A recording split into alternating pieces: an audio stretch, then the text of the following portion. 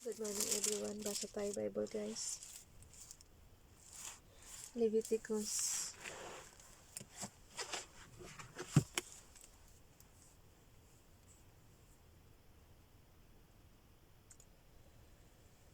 Leviticus 16:7 and 25 Matthew chapter 25 1 to 30.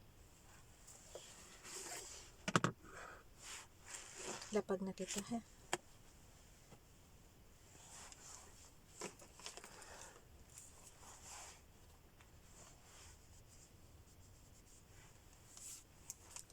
The Lord said to Moses, "If anyone sins and unfaithful to the Lord by deceiving his neighbor about something entrusted to him, or live in his care or stolen of the, or if he cheats him, or if he finds lost property and lies about it, or if he swears falsely, or if he commits any such sin that people may do.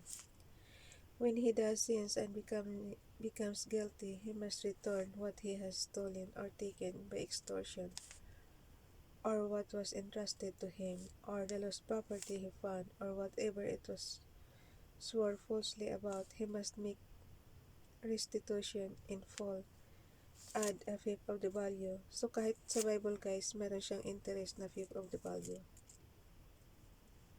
Nakalagay in full, add a fifth of the value.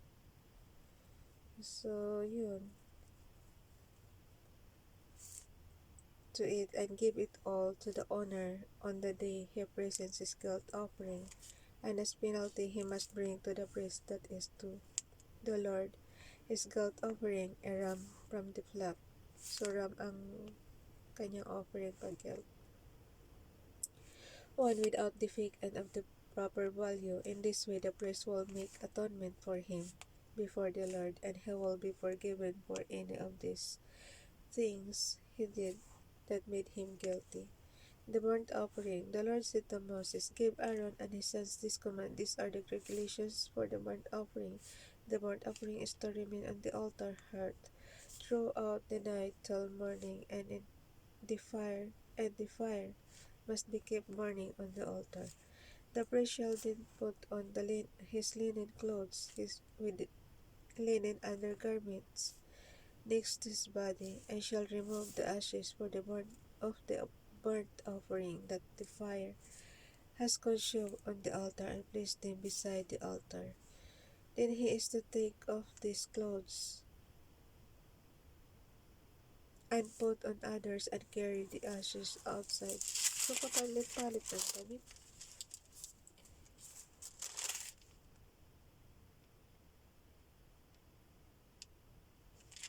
Papalit ng damit pagkalalabas. They come to place, ano ba, and put on others, and carry the ashes outside the camp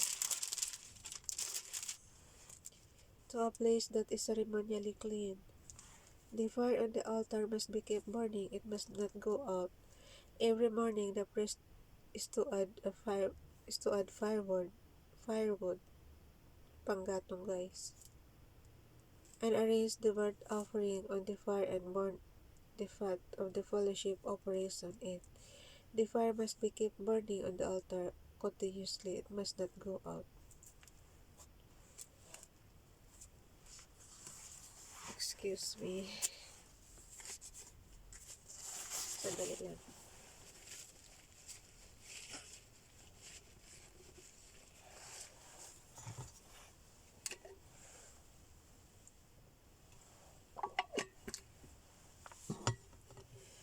So, kung walang hinto yung fire ng pag-burnt offering, ngayong generation natin guys, paano kaya ito ginagawa? Wala, curious lang. Nagtatanong lang po sa mga expert. May applicable pa ba ito sa panahon natin ngayon? The fire must, sa verse 13 guys, the fire must be kept burning on the altar continuously; it must not go out. The grain offering. These are the regulations for the grain offering. Aaron's sons are to bring it before the Lord in front of the altar. The priest is to take handful of fine linen flour all together with all the incense on the grain offering. Pabalik-balik lang siya guys, no? Kahapon din binasa rin natin to. The memorial portion on the altar as an aroma pleasing to the Lord. Aaron and his sons shall eat at the rest of it, but it is to be eaten without yeast in a holy place. They are to eat in the courtyard of the tent of meeting. It must not be baked with yeast. I have given it as their share of the offerings made to me by fire, like the sin offering and the guilt offering. It is most holy. Any male descendants of Aaron may eat it. It is his regular share of the offerings made to the Lord by the fire. By fire. Made to the Lord by fire. For the generations to come, whatever touches them will become holy. The Lord also said to Moses, "This is the offering Aaron and his sons are to bring to the Lord on the day he is anointed, a tenth of an ephah of fine flour as regular grain offering. Half of it in the morning and half in the evening. Prepare it with oil and a griddle. Bring it well mixed and present the grain offering broken in pieces as an aroma pleasing to the Lord. The son who is to succeed him as anointed priest shall prepare it. It is the Lord's regular share and is to be burned completely. Every grain offering of a priest shall be burned completely. It must not be eaten." The sin offering. Excuse me. The Lord said to Moses, "Say to Aaron and his sons, these are the regulations for the sin offering. The sin offering is to be slaughtered before the Lord in the place of the burnt. In the place the burnt offering is slaughtered. It is most holy. The priest who offers it shall eat it." Guys, pakinggan mo. The priest who offers it shall eat it. It is to be it is to be eaten in a kasi doble. It is to be eaten in a holy place in the courtyard of the tent of meeting. Whatever touches any of the flesh will become holy, and if any of the blood is spattered on a garment, you must wash it in a holy place. The clay pot, the meat is cooked, it must be broken. Ang dami namang batas, Lord. But if it is cooked in a bronze pot, the pot is to be scored. O sa bagay, ano to, obligasyon to ng, excuse me lang, kate. Obligasyon to ng, pare, sila Aaron.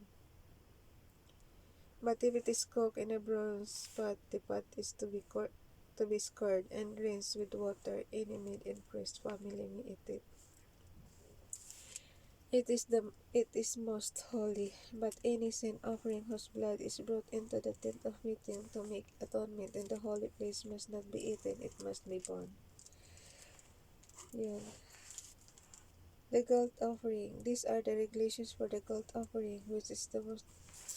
Ba't mayroon ng guilt dito? Mayroon... Ayun no. Sa verse 14 ng 5, ba't mayroon ulit dito na... Doon sa sa binasa natin kahapon. Tapos dito sa sa 7 meron ulit. Sa chapter 7. Pakiramdam ko tuloy pabalik-balik lang yung natin guys. Yung binasa natin. Kahapon tsaka ngayon. Tinamad magbasa. So, nasusundan niyo ba ako? Sige, sundan niyo rin ako. The guilt offering. These are... Hindi, natandaan ko lang kasi. Kahapon din mayroon din kasi.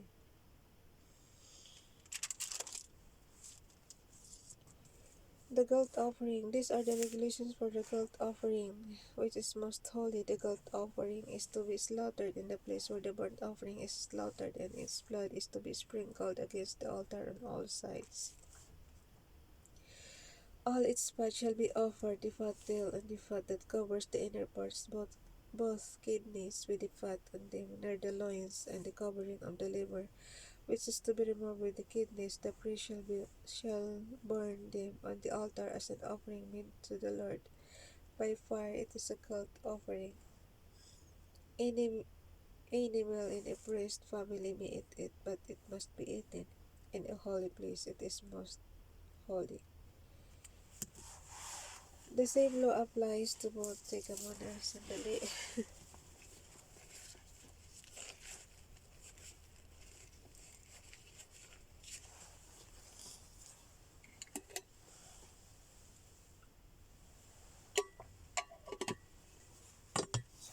Yung ating hindrances sa pagbabasa. Hindi talaga tayo makabasa ng tuloy-tuloy, no? Laging sa guilt offering na tayo, guys. Nasaan na yun? Sa verse 3 tayo ulitin na lang natin. The guilt offering. These are the regulations for the guilt offering, which is most holy. The guilt offering is to be slaughtered in the place where the burnt offering is slaughtered, and its blood is to be sprinkled against the altar on all sides. All its fat shall be offered, the fat tail and the fat that covers the inner parts, both kidneys with the fat on them, near the loins, and the covering of the liver, which is to be removed with the kidneys. The priest shall burn them on the altar as an offering made to the Lord by fire. It is a guilt offering. Any male in the priest family may eat it, but it must be eaten in a holy place. It is most holy. The same law applies. So, dapat pala dito na tayo sa 7. Hayaan mo na, naulit natin. The same law applies to both the sin offering and the guilt offering. They belong to the priest who makes atonement with him. The priest who offers burnt offering for anyone may keep its hide for himself. Every grain offering baked in an oven or cooked in a pan or on a griddle belongs to the priest who offers it, and every grain offering, whether mixed with oil or dry, belongs equally to all the sons of Aaron. The fellowship offering. These are the regulations for the fellowship offering. A person may present to the Lord if he offers it as an expression of thankfulness. Then, along with his thank offering, he is to offer cakes of bread baked without yeast and mixed with oil, wafers made without yeast and spread with oil, and cakes of fine flour molded mixed with oil. Wait.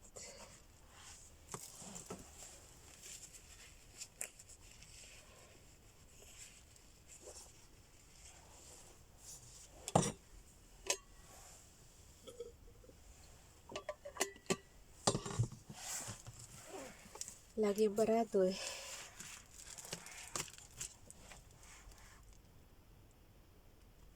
Sa 13. Along with his fellowship offering of thanksgiving, he is to present an offering with cakes of bread made with yeast. He is to bring one of its kind as an offering, a contribution to the Lord. It belongs to the priest, who sprinkles the blood of the fellowship offerings. The meat of his fellowship offering of thanksgiving must be eaten on the day it is offered. He must leave none of it till morning. If, however, his offering is the result of a vow or is a freewill offering, the sacrifice shall be eaten on the day he offers it. But anything left over may be eaten on the next day. Any meat of the sacrifice left over till the third day must be burned up. So, pag pangatlong araw na, huwag na kainin. If any meat of the fellowship offering is eaten on the third day, it will not be accepted. It will not be credited to the one who offered it, for it is impure, the person who eats any of it will be held responsible.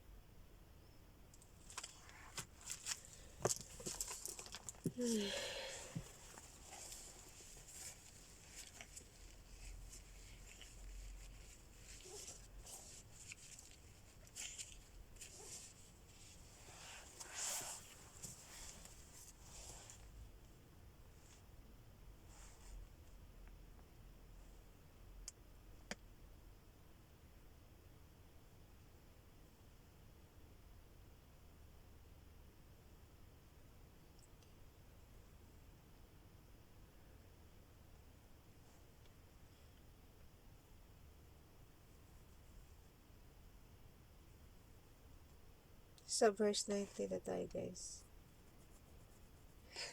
Binasa ko na ng mata kasi madudubli na naman ako ng basa. Ito hirap na ako eh. Madudubli pa, sayang yung oras. Meat that touches anything ceremonially unclean must not be eaten. It must be burned up. As for other meat, anyone ceremonially clean may eat it. Excuse me. But if anyone who is unclean eats any meat of the fellowship offering belonging to the Lord,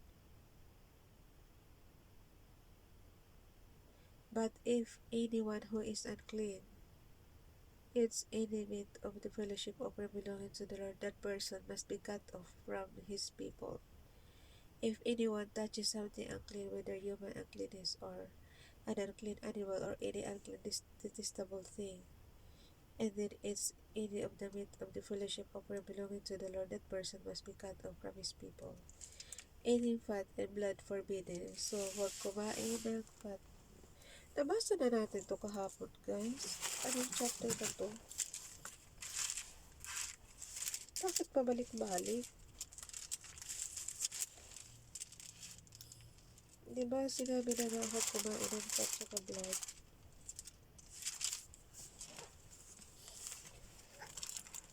Ay, verse 7:22, guys. Eating fat and blood forbidden. The Lord said to Moses, "Say to the Israelites, do not eat any of the fat or of cattle, sheep, or goats.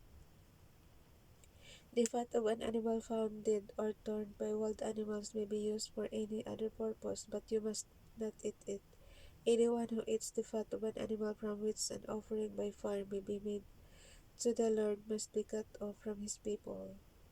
And wherever you live, you must not eat the blood of any bird or animal. If any eats the blood, that person must be cut off from his people." So, huwag kumain ng fat tsaka blood. The priest share. The Lord said to Moses, "Nako, masarap pa naman daw yung dati kumakain ako yan eh. Pero ngayon di na."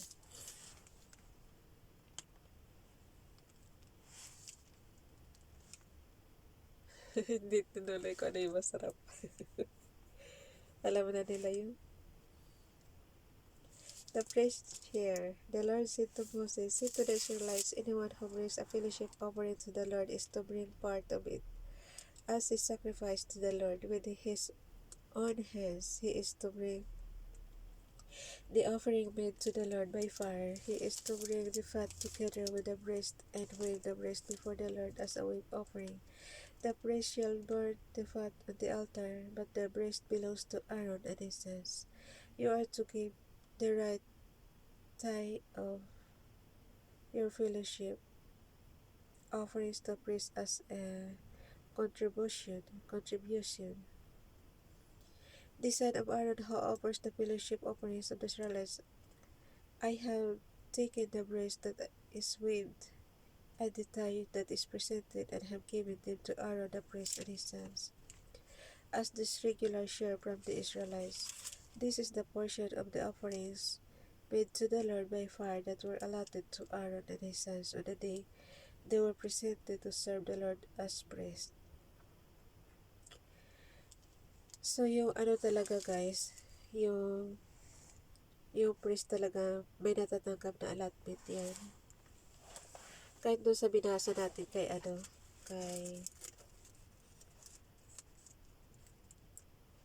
Sino ba yun?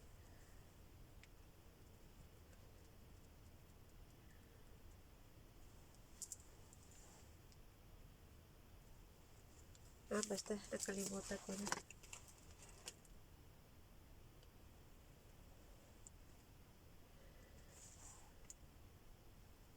Yung di ba, binibili niya yung mga lupa sa Egypt, pero yung mga priest, hindi na nila binibenta yung lupa nila kasi nga, may allotment silang natatanggap kay Parao. Natandaan niyo yun? So, kahit dito sa mga offering, may allotted kina Aaron kasi priest sila Aaron eh. Pare yan eh.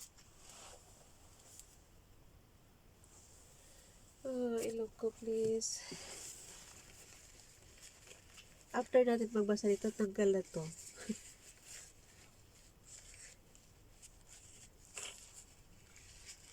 Pag nagbabasa lang ako, barado. Parang ayaw ipabasa ni Father God. Ay, ewan ko. And the Lord said to Moses,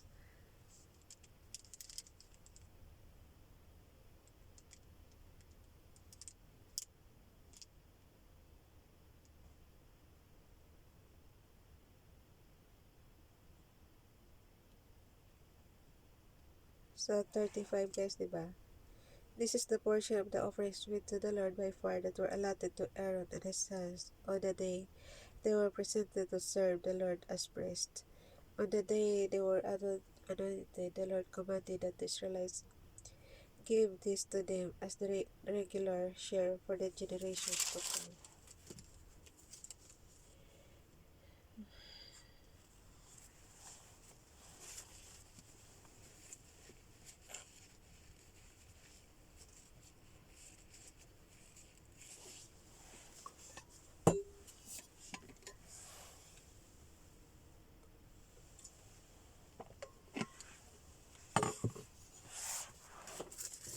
Ang hirap kasi pag barado magbasa. Yung baradong iyo. Sa verse 37, these then are the regulations for the burnt offering, the grain offering, the sin offering, the guilt offering, the ordination offering, and the fellowship offering, which the Lord gave Moses on the Mount Sinai. On the day he commanded the Israelites to bring their offerings to the Lord in the desert of Sinai. So yung mga yan, sa pare yun. So, pare ang dapat magtanda kung paano gagawin. Kasi kay Aaron yun eh, si Aaron. Yun yung pinaano. Basta tayo, kung ano lang sasabihin niya na dadalhin, kung ano kasalanan natin, yun.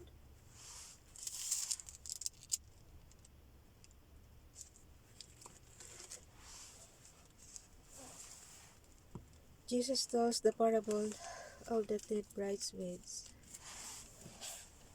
Pamilyar sa akin to guys. Madalas marinig. Yung nawala ng langis.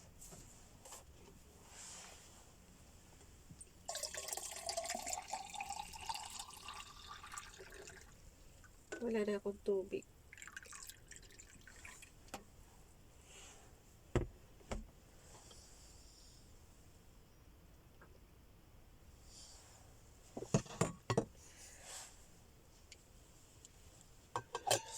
Nakakatulong kasi yung tubig.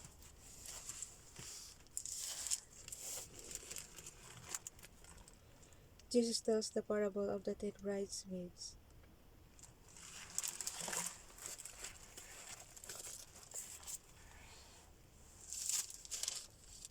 Alam ko na to eh. Nabasa ko na to dati. Ay, nabasa. Narinig ko to sa pag nagbabas. At that time, the kingdom of heaven will be like, excuse me, 10 virgins who took their lamps and went out to meet the bridegroom. 5 of them were foolish and 5 were wise. Pati lalamunan po maangal na. The foolish ones took their lamps but did not take any oil with him. The wives, however, took oil in jars along with their lamps. The bridegroom was a long time in coming, and they all became drowsy and fell asleep. At midnight the cry rang out, "Here's the bridegroom! Here's the bridegroom!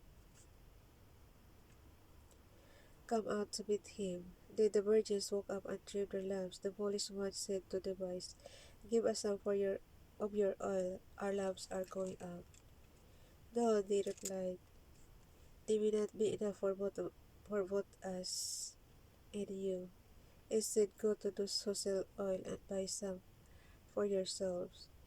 But while they were on their way to buy the oil, the bridegroom arrived. The virgins who were ready went in with him. The wedding donkey and the door was shut. Kaya na magbasa, guys. Hirap na yung boses ko.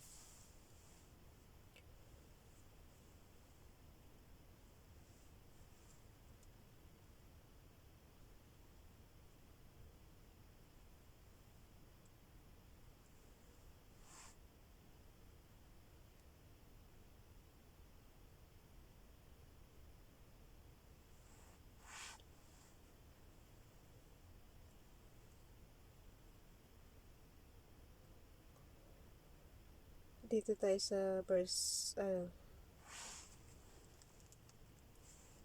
Jesus tells the parable of the lost money. Again, it will be like a man going on a journey who called his servants and entrusted his property to them. To one he gave 5 talents of money, to another 2 talents, and another 1 talent.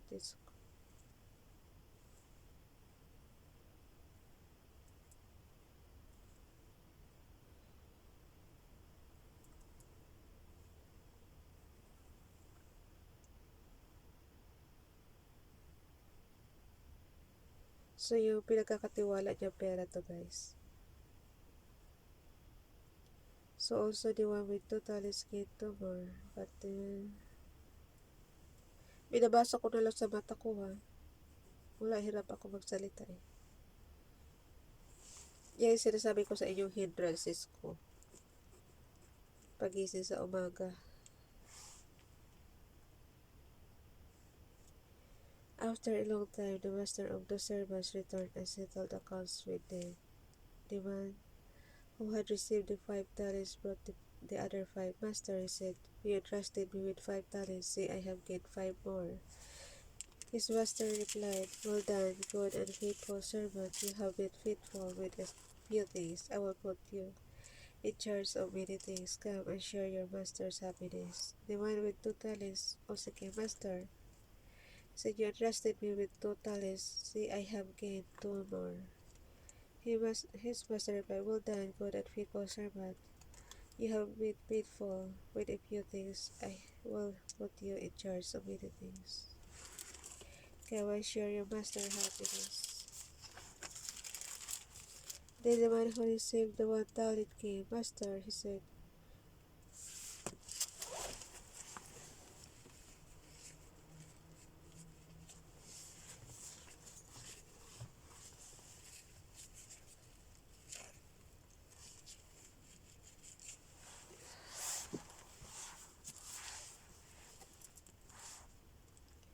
ito yung yung parang tinago lang yata yung pera.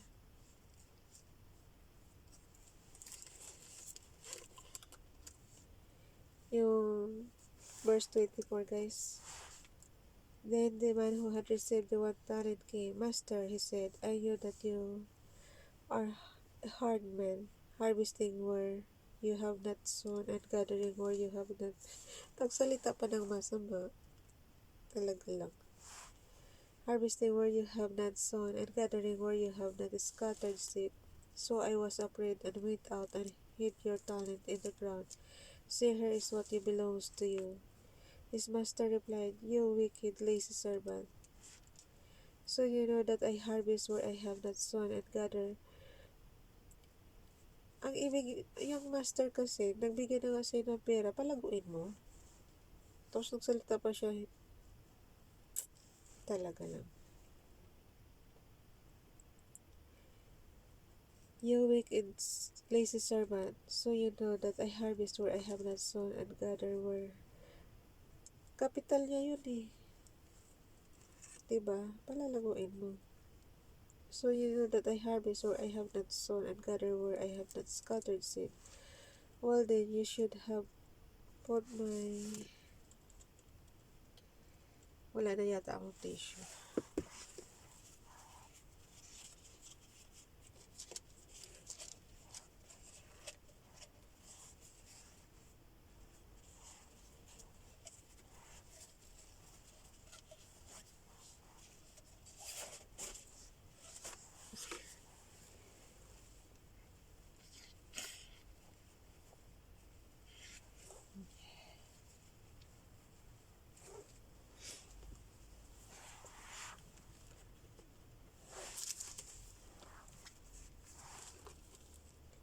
So, nagkasagutan pa sila ng master, guys. Sa verse 26.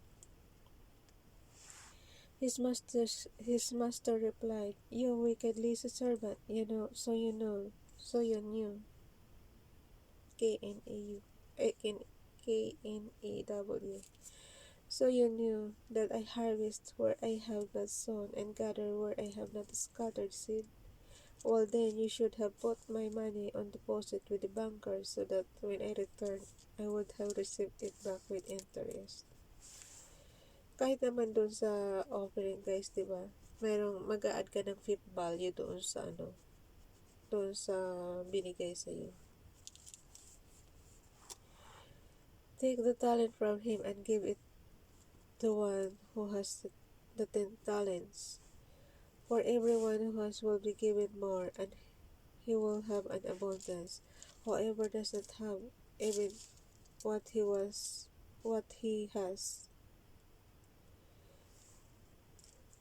whoever does not have even what he has will be taken from him, and throw that worthless servant outside into the darkness, where there will be weeping and gnashing of teeth. So yun, bad kasi.